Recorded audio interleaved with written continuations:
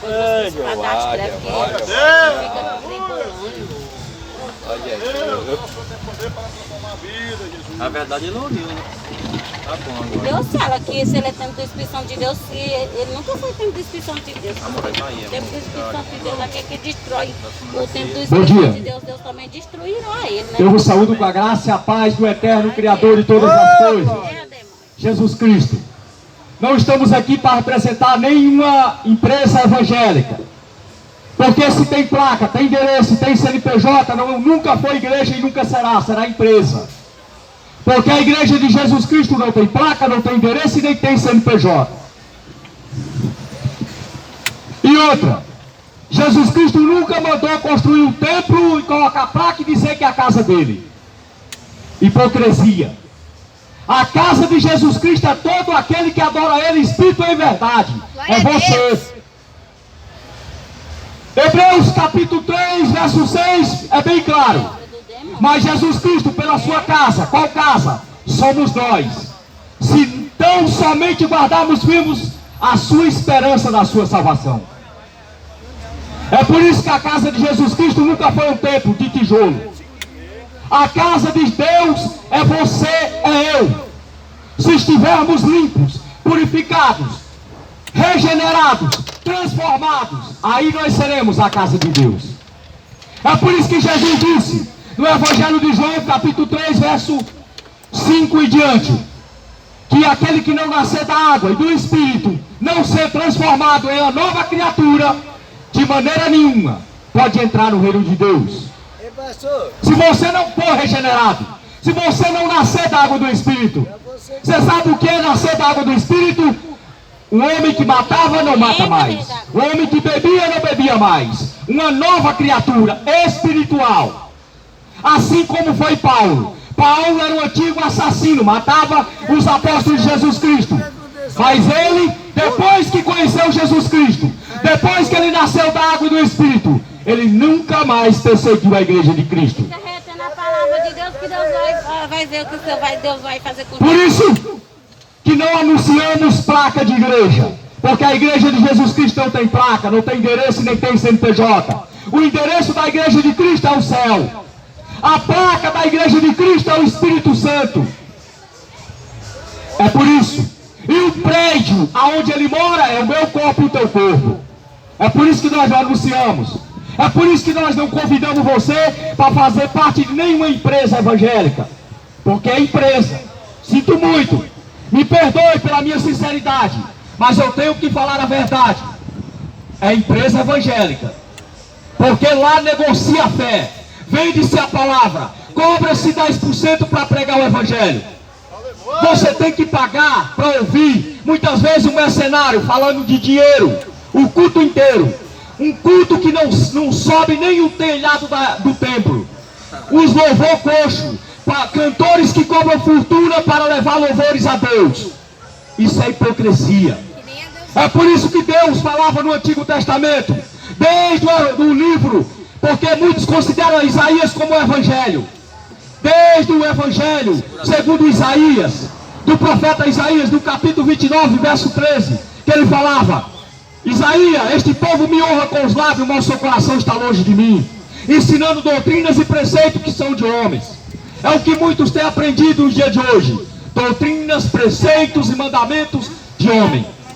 Mandamento de homem: romaria, procissão, voto, campanha, frequentar um templo. Mandamentos de homem. Porque o mandamento de Jesus Cristo é esse: adorar ele em espírito e em verdade. Você não adora Jesus Cristo somente no templo. Por isso que o apóstolo Paulo, no livro de Romanos, capítulo 12, ele diz, ele roga, ele faz roga pela igreja, ele fala: rogo-vos, irmão, pela compaixão do Espírito Santo, que apresentei em vosso corpo rico, santo e agradável a Deus, que é o vosso culto racional. Ele roga, ele clama para a igreja: olha, apresenta o corpo de vocês, não fica com esse negócio de frequentar templo, apresenta o corpo de vocês, que é o verdadeiro culto. Do que adianta você frequentar uma denominação, mas o teu corpo servir para a lascívia, servir para a prostituição? Do que adianta? Você não serve a Deus desta forma. Porque os verdadeiros adoradores adoram o Espírito em verdade. Você não adora somente num templo de tijolo. Você tem que adorar 24 horas. Os pássaros adoram Deus 24 horas. As árvores adoram Deus 24 horas. Só a criatura que só quer adorar 2 horas, num quadrado que diz que é a casa de Deus. Nunca foi. Nunca foi a casa de Deus um quadrado de tijolo. É por isso que Jesus olhou para o templo de Israel, que tinha sido feito por o rei Salomão. Disse: eu garanto a vocês, não ficará pedra sobre pedra que não será derrubada, mas em 3 dias edificarei outro templo. Este templo, seu templo, meu templo, nosso corpo como morada definitiva do Espírito Santo. Muitas pessoas entenderam errado o livro de Ageu, que fala, no capítulo 2, que fala que a glória da segunda casa será maior do que da primeira. Sabe por quê? Porque a glória da primeira casa era um templo de tijolo, mas a glória da segunda casa é o teu corpo como morada do Espírito Santo. É por isso que a glória da segunda casa é maior do que da primeira. Porque a glória da segunda casa é você, um ser espiritual, uma nova criatura que nasceu da água e do Espírito. Só que o que os homens pregam, que você tem que frequentar um templo, você tem que ir para um quadrado de tijolo para ser escravo deles, para pegar o teu dinheiro e andarem luxando aqui na terra. Sendo que o mestre dos mestres, Senhor do Senhor, o pastor dos pastores, Jesus Cristo, nunca viveu à custa de ninguém. Ele trabalhou até os seus 30 anos de idade.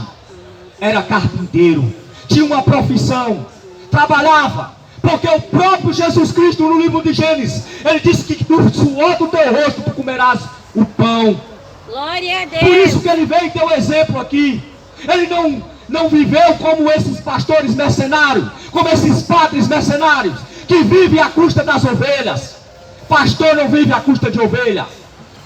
É o pastor que sustenta a ovelha. Quem disse que é a ovelha que sustenta o pastor? Você já viu uma ovelha sustentando o pastor?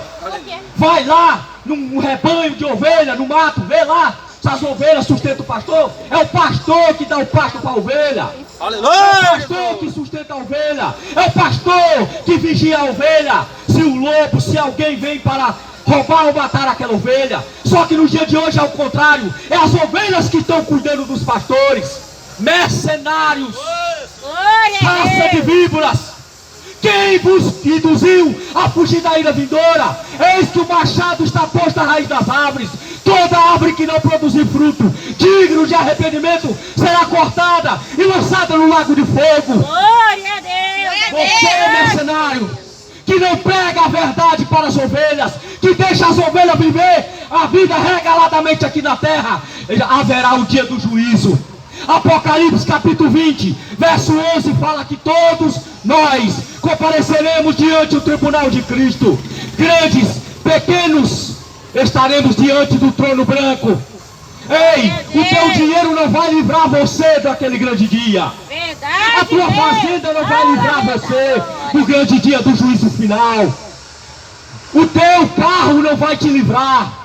O teu status, o teu diploma, a tua fama não vai adiantar diante do trono branco. Quando o céu for rasgado, quando o Eterno vir para prestar conta com toda a humanidade de todos os seus pecados cometidos diante a face do Deus Eterno, você prestará conta, eu prestarei conta de todas as minhas obras que fiz mediante o meu corpo, seja bom, seja mal. O apóstolo Paulo, no livro de 2 Coríntios, no capítulo 5, verso 10 e diante, ele diz que compete que cada um de nós compareceremos diante do tribunal de Cristo para prestarmos conta de tudo que fizemos mediante o nosso corpo, seja bom ou seja mal. O livro vai ser aberto.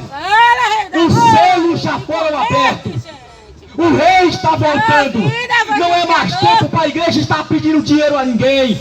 O dever da igreja é pregar o evangelho, é falar que Jesus está voltando. O dever da igreja não é estar extorquindo ninguém, cobrando dinheiro de ovelha. O dever da igreja é pregar, anunciar que ele está voltando, que ele salva, que ele liberta, que ele transforma. Mas infelizmente Aconteceu que o apóstolo Paulo temia. No livro de Atos, capítulo 20, verso 28, ele temeu isto, ele profetizou isso. Ele disse: eu temo que depois da minha partida surgirão no meio de vós homens cruéis, lobos, que não pouparão o rebanho. Sabe qual era o rebanho que ele estava falando? A igreja. Ele falou na sua despedida da igreja de Éfeso, no capítulo 20, verso 28 de Atos. Ele disse: eu temo que antes da minha partida, depois da minha partida, depois que eu morrer, levantarão homens no meio do rebanho e perverterão o evangelho de Cristo. Aconteceu. Sabe como perverter o evangelho de Cristo? Agora estão dizendo que você tem que se prostrar um boneco de gesso e adorar, carregar um crucifixo de madeira, serve hoje como um amuleto. Só que Jesus Cristo não está mais pendurado lá. Nem a morte conseguiu segurar o meu Jesus, nem o inferno conseguiu segurar o meu Jesus, porque ele foi lá. Ele foi lá e venceu com o seu sangue na cruz. Ele venceu toda a potestade, ele venceu todo o principado, e no nome dele é dada autoridade à igreja pisar em cabeça de serpente e escorpião, e ainda se tomar algo mortífero, mal nenhum vos fará. Ele deu poder para a sua igreja. A sua igreja é revestida pelo poder, o poder do Espírito Santo, o poder da sua palavra, porque a palavra do Senhor é viva e eficaz, é mais penetrante do que uma espada aguda de 2 gumes, e ela penetra a alma do homem, e é apta para discernir os pensamentos do coração humano, e retribuir cada um segundo os desejos do seu coração. Esta é a palavra do Eterno.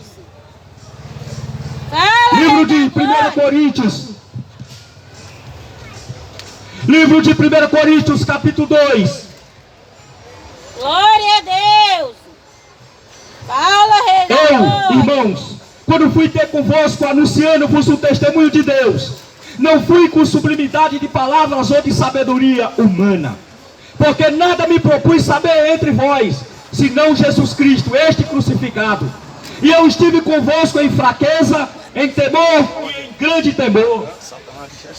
A minha palavra e a minha pregação não constituíram em palavras persuasivas de sabedoria humana, mas em demonstração do Espírito Santo e de poder, para que a vossa fé não se apoiasse em sabedoria dos homens, mas no poder de Deus. Todavia, falamos sabedoria entre os perfeitos, não porém a sabedoria deste mundo, nem dos príncipes deste mundo, porque se aniquila, mas falando a sabedoria de Deus oculta em mistério, a qual Deus ordenou antes do século para a nossa glória, a qual nenhum dos príncipes deste mundo conheceu, porque se conhecesse, nunca crucificaria o Senhor da glória. Mas como está escrito, as coisas que o olho não viu, e o ouvido não ouviu, e não subiram ao coração do homem, são as que Deus preparou para os que o amam. Mas Deus nos revelou pelo seu Espírito, porque o Espírito penetra todas as coisas,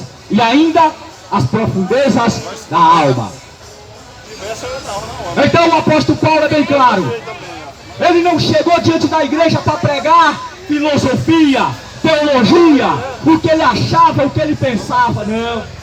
Ele pregou aquilo que está escrito, a palavra de Deus, na sua sinceridade, na sua simplicidade. O apóstolo Paulo não se enfeitava para pregar o evangelho. O apóstolo Paulo não usava de palavras persuasivas de homens para confundir as pessoas. Ele não usava o emocional das pessoas. Ele usava a razão. Ele usava a razão da palavra para mostrar o pecado daquelas pessoas. Só que hoje, você vai nesses templos, os homens usam o emocional das pessoas. Eles pregam a palavra, mas eles põem as pessoas para chorar. Sabe por quê? Porque usam o emocional, não usam o Espírito. Não é o Espírito Santo que age nesses templos, é o emocional. Eles põem uma música de fundo, eles colocam uma música de fundo que é para emocionar as pessoas, mas eles não pregam o verdadeiro evangelho. Eles não pregam da salvação, eles não pregam que Jesus salva, que Jesus transforma, que Jesus liberta. Eles não pregam. Só que o apóstolo Paulo, o homem mais sábio que já pisou aqui na terra, ele nunca usou de sabedoria humana, para pregar o Evangelho. Ele usou da sabedoria do Espírito Santo. Sabe por quê? Porque Deus usa as coisas loucas deste mundo para confundir aquelas que acham que são alguma coisa. Deus não usa um doutor, Deus não usa um professor, sabe por quê? Porque o poder de Deus se aperfeiçoa na fraqueza. Deus usa um ex-maconheiro, Deus usa um ex-traficante, Deus usa um ex-noia para pregar o Evangelho, sabe por quê? Porque o poder dele se aperfeiçoa na fraqueza, o poder dele se aperfeiçoa na vida de um homem fraco. É por isso que Deus não escolhe homem poderoso, Ele escolhe homens fracos, homens que dependem da sua graça, porque na minha fraqueza que o poder do Senhor é aperfeiçoado. Porque o apóstolo Paulo, quando estava com espinho na sua carne, ele clamou ao Senhor para que tirasse aquele espinho, e o Senhor Jesus Cristo disse: não, porque o meu poder se aperfeiçoa na tua fraqueza. É na fraqueza de um homem, é na fraqueza de um homem que o poder de Deus se aperfeiçoa. É por isso que a sabedoria de Deus para o homem é loucura. A sabedoria de Deus para o homem é loucura. A sabedoria de Deus para o homem normal é loucura, mas a sabedoria do homem para Deus é loucura, porque Deus confunde o sábio, Ele confunde. É por isso que o apóstolo Pedro, pescador de peixe, em uma pregação ganhou mais de 3.000 almas. O homem que era acostumado a lançar redes no mar e pescar peixe, em uma só pregação, cheio do Espírito Santo, ele ganhou mais de 3.000 almas. É por isso que o apóstolo e o profeta João Batista, o homem que nunca frequentou um templo, o homem que nunca fez milagre, o homem que se vestia como mendigo, o homem que pregava no meio das ruas do deserto, nunca estudou, mas era o homem que Jesus Cristo, no Evangelho de Lucas, capítulo 9, verso 37, Jesus deu testemunho de João Batista. Ele disse que dos homens de mulher, nascido de mulher, nunca houve um homem maior do que João Batista, e nunca mais nasceria um homem com o tamanho do poder espiritual que João Batista tinha, porque toda a Judeia, toda Israel se reunia para ouvir a sabedoria de João Batista, o homem que nunca estudou teologia, o homem que colocava todos esses pastores que estudam, que fazem curso teológico no bolso, o homem que nunca frequentou um templo. Engraçado, ele nunca frequentou um templo, ele nunca fez milagre, mas Jesus disse que ele foi o maior profeta que já pisou aqui na terra. Só que no dia de hoje está tão pervertido o Evangelho que para você ser homem de Deus, você tem que fazer milagre, tem que fazer prodígio, tem que curar, tem que expulsar demônio. Mas só que a palavra de Deus diz que a fé não vem por expulsar demônio, a fé não vem por fazer milagre, a fé vem por ouvir e ouvir a palavra de Deus. Romanos 10, 17, a fé vem por ouvir e ouvir a palavra de Deus. O profeta Jó, no capítulo 11, verso 12, e no capítulo 34, verso 3, ele diz que o ouvido prova a palavra, assim como a boca prova a comida. É por isso que a fé vem por ouvir e ouvir a palavra de Deus. Só que no dia de hoje, o que nós ouvimos é rosinha, é votinho, é campanha, é dízimo, é oferta. Jesus não pregou isso. Jesus não cobrou dízimo de ninguém. Paulo não cobrou dízimo de ninguém. A única oferta que Deus cobra de nós é a nossa adoração sincera a Ele. Por isso que Ele busca verdadeiros adoradores que adoram Ele espírito e verdade. Me mostra, pastor, no Novo Testamento, aonde que o apóstolo Paulo cobrou dízimo, aonde que o apóstolo Paulo mandou frequentar um templo. Mostra. Eu quero ver nas Escrituras aonde que o apóstolo Paulo construiu a igreja e colocou a placa. Sendo que a igreja de Cristo é espiritual, são todos aqueles que adoram o nome do Senhor Jesus Cristo. Ela não tem placa, ela não tem endereço, não tem CNPJ. A igreja de Jesus Cristo são todos aqueles que adoram o Senhor em espírito e verdade. É na tua casa, é no teu trabalho, é aonde tu anda, você tem que adorar o Senhor. Só que virou a hipocrisia. Só é crente dentro de uma igreja, só se veste decentemente quando vai no culto evangélico, mas quando anda no mundo é o pior demônio aqui na terra, fazendo coisas abomináveis ao Espírito Santo de Deus. É por isso que Deus procura verdadeiros adoradores que não temem a própria morte, que se for preciso morre por causa do Evangelho. Você acha o quê? O apóstolo Paulo escreveu todas as suas epístolas dentro de uma cadeia. O Novo Testamento foi escrito dentro de uma prisão, se você não sabe. Até o próprio Jesus Cristo morreu por causa desta palavra, e muitos ignoram, muitos balançam a cabeça ignorando a palavra dele. É por isso que nos últimos dias Jesus prestará conta com esta geração. Por isso que Jesus disse no Evangelho de Mateus, capítulo 24, verso 37 diante, que essa geração será julgada com mais rigor, mais do que Sodoma e Gomorra, mais do que a geração de Noé. Porque a geração de Noé não tinha Bíblia, não tinha Escritura. A geração de Sodoma e Gomorra não tinha mandamento escrito, não tinha lei de Moisés escrita. É por isso que essa geração vai ser julgada com mais rigor. É por isso que Jesus disse que terá menos rigor para Sodoma e Gomorra, para a geração de Noé, que morreu todos debaixo da água do dilúvio, do que para esta geração. Porque a geração que todos pregam o Evangelho, você vê todos pregando o Evangelho nas ruas, em todos os lugares da terra. Deus levanta um para pregar o seu Evangelho. Aí no último dia, qual a desculpa que você vai ter? Qual será a desculpa que você vai ter diante de Deus? Você vai falar o que para Ele? Que você nunca ouviu? Que você nunca ouviu da palavra dEle? Que você nunca ouviu o Evangelho dEle? Quando chegar aquele dia, você prestará conta naquele dia. Chama de novo. Você prestará conta naquele último dia. Aqui quem manda é Jesus. Jesus disse no Evangelho de Mateus, capítulo 12, verso 34. Ele diz que por todas as nossas palavras nós prestaremos conta no último dia. O Senhor te repreenda, Satanás. Mateus capítulo 12, verso 36. Ele diz que por todas as tuas palavras você prestará conta no último dia. Mateus 12, 36, 37 e 38. Todas as tuas palavras você prestará conta no último dia. Aleluia, Jesus. Todas. Jesus disse no livro de Mateus capítulo 10, verso 28. Não tema os homens, porque esse só consegue matar a carne. Temas antes a Deus, porque esse tanto mata a carne e lança os dois no inferno. A alma e o corpo ele lança no inferno. É por isso que o homem de Deus não tem medo de cara feia. O homem de Deus não tem medo de bala, não tem medo de faca, não tem medo de nada. Sabe por quê? Porque já está morto. Morto não tem medo da morte. Você já viu o defunto ter medo de morrer novamente, sendo que ele já está morto? É por isso que as pessoas não entendem o que é batismo. Batismo é sepultamento, morte. Você morreu, está ressuscitado com Cristo. Você não tem mais medo de morrer, porque Jesus já te comprou com sangue. É por isso que o Evangelho de Cristo é loucura para aqueles que se perdem. A pregação da cruz é loucura para quem está se perdendo, mas para aqueles que querem ser salvos, é o poder de Deus para a salvação de todo aquele que nele crê. Porque Deus enviou seu Filho ao mundo, não para condenar o mundo, mas para salvar o mundo, aquele que crê. Aquele que crê.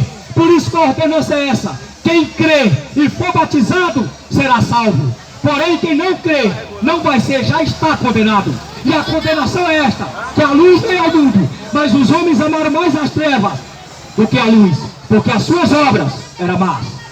Amém. Louvado seja o nome santo do Senhor. Glória a Deus. Tira aí, irmão. Desligou? Paz do Senhor, irmão. Deus abençoe, varão. O povo tá querendo chamar a polícia aqui. Deixa eu chamar. Para mim é uma honra ser preso por causa de Jesus.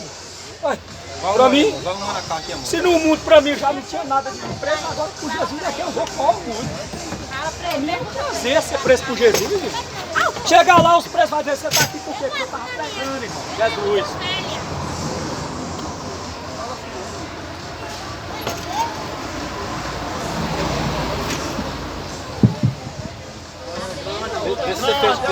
Ô, glória! Tem faca? O que é que foi? O verdadeiro Evangelho, ele vai ser pregado esta manhã. Queira você, queira você não. Porque não estamos aqui para pregar o que você quer ouvir. Nós estamos aqui para pregar o que você precisa ouvir. Acostumado a ouvir esse evangelho de oba-oba, esse evangelho que você vai ser abençoado, pecador miserável, aí vai para lá que quer ser abençoado. Você achando que Deus abençoa pecador? Onde é que está escrito isso na Bíblia? O Senhor fala que Ele não ouve pecadores. Quer que eu te fale a passagem para você ler? João 9,31. Deus não ouve pecadores. Aí você vai para lá, todo cheio de pecado, todo cheio de prostituição, cheio de adultério, rouba, caloteiro, não paga conta. Aí você dá um dia para de maçã, você vai dizer abençoado. Onde é que está escrito isso na Bíblia? Só existe uma bênção. E essa bênção é a promessa que o Senhor nos prometeu lá em 1 João 2,25. É isso que Ele nos promete, vida eterna. Deus não prometeu nada de riqueza aqui nessa terra. Quem ofereceu para você, sabe quem foi? Mateus 4 e Lucas 4. Satanás que ofereceu para você. Se tem algum pastor que está oferecendo riqueza para você, fala para ele, para trás de mim, Satanás, o Senhor te repreenda. Porque foi o Satanás que chamou Jesus e falou assim, ó, eu te darei toda essa riqueza da terra, todo esse poder, toda essa glória. Sabe por quê, Jesus? Satanás falando, porque foi me dado. Eu dou quem eu quero. Jesus falou assim, ó, para trás de mim, Satanás. Eu só presto culto a Deus, somente a Ele adorarei. Agora você está sabendo agora por que esse pastor aqui que está adorando? Sabe quem? Vai, pode. Ah, começou, está carregando. Você sabe quem são esses que os pastores estão adorando, esses mercenários? O diabo. Porque o Jesus da Escritura diz lá em Mateus 6,19, não ajuntei tesouro na terra. As igrejas juntaram e é de Jesus. Agora Jesus, a católica juntou todo tipo de patrimônio, a igreja mais rica da terra, a universal é uma das igrejas mais ricas do Brasil, e continua sendo Jesus. Hipócritas, serpente, raça de víbora. Aleluia! Jesus que falou lá em Mateus 23, serpente, raça de víbora. Quem ensinou vocês a fugir do inferno, da condenação do inferno? Quer chamar a polícia? Chama, mas vamos pregar. Quer chamar a Rotan? Chama. Quer matar nós? Mata. Mas a palavra de Deus permanece e vai continuar escrita. Porque nós não somos covardes que fica dentro de púlpito, que fica dentro desses quadrados, pegando esse evangelinho. Vem pra cá que você vai ser abençoado. Vem.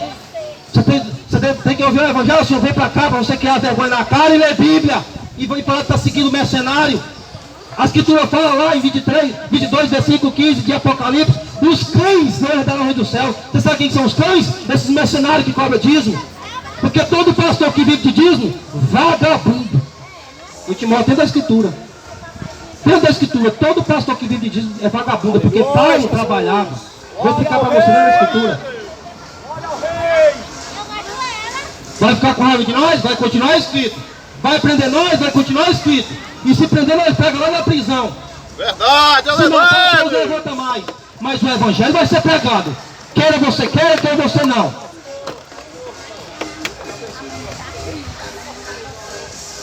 Maravilha, Jesus! Vamos ver a hipocrisia do dízimo, né? Que diz que muitos que vai ser abençoado se der o dízimo, você vai ser abençoado só pro diabo. Aleluia! Deus que não mandou ninguém dar dízimo, criatura. Ele fala que é para crer de acordo com a Escritura. A Escritura não mandou ninguém dar dízimo. Eu sei que você vai. Dízimo era uma coleta que fazia 10% da lavoura de ano em ano.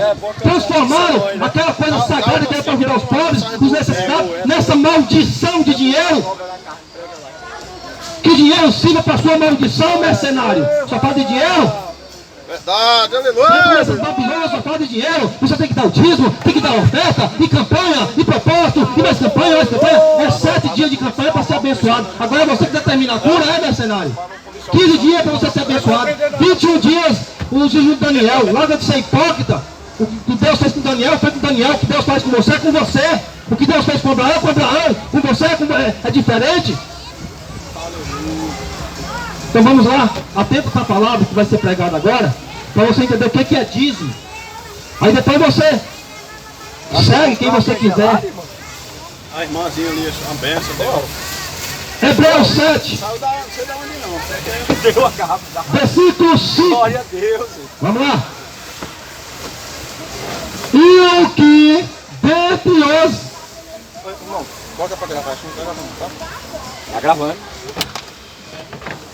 E o que dentre os filhos de Levi recebe o sacerdócio, tem ordem. Isso é ordem. Ordem, segundo a lei, de tomar o dízimo do povo, isto é, de seus irmãos, Aleluia. ainda que tenha saído o nome de Abraão. Quem que recebia o dízimo? Os levitas. Da mão de quem? Dos seus irmãos. Vamos lá. Glória a Deus, Jesus. E o versículo 9. E para assim dizer, por meio de Abraão até Levi, grave de sua cabeça, de Abraão até Levi, grave de sua cabeça, que recebe o dízimo, pagou o dízimo. De Abraão até Levi. Existe mais Levi? Existe? Então vamos ver se existe. O 12 agora, versículo 12. Porque mudando-se o sacerdócio de Levi para Judá, necessariamente se faz mudança também da lei. O que eu acho engraçado, essa geração murmuradora, essa geração incrédula, e acaba sendo maldita, que adora todo tipo de ídolo, todo tipo de demônio, todo tipo de imagem de cultura, homens, tudo mais. É uma geração que não discute nada quando tem um funk rolando, né? Quando, se tivesse um som que bam, bam, bam, estava todo mundo dançando. Mas como é a palavra de Deus incomoda, né? Aí chama a polícia. Por que a polícia não vai prender nós? Você sabe por quê? Porque nós temos direito, meus amados. Nós não estamos aqui. Nós não estamos aqui, por exemplo, ilegal. Nós estamos aqui legal. Nós pagamos imposto. Nós pagamos tributo. Aqui nós estamos legal. Nós não estamos aqui ilegal. Nós somos pregadores de Cristo. E se a polícia, por acaso, quiser mandar, Jesus Cristo é maior do que eles. Porque o evangelho vai ser pregado. Vai. Mata nós. Mas Deus levanta mais e vem pregar aqui, nesse mesmo local. Mas o evangelho vai ser pregado. Paulo foi morto. Você acha que a palavra do Senhor parou? O evangelho parou? Não, continuou. Os apóstolos foram mortos. Você acha que a palavra de Deus continuou? Parou? Não, continuou. Se levar nós presos, vamos pregar lá na prisão. Mas a palavra vai ser pregada, tanto na prisão, quanto aqui ou em qualquer lugar.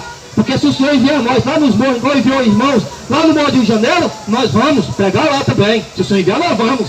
Você está achando que nós temos medo de assaltante? Nós temos medo de bandido com arma na mão? Maior é aquele que pode matar o corpo e lançar a alma no inferno. Esse você tem que temer. Você acha que nós temos medo de homens? Tem medo de polícia? Tem medo de bandido? Jamais, meu amado. Jamais. Só pode matar o corpo. E aí?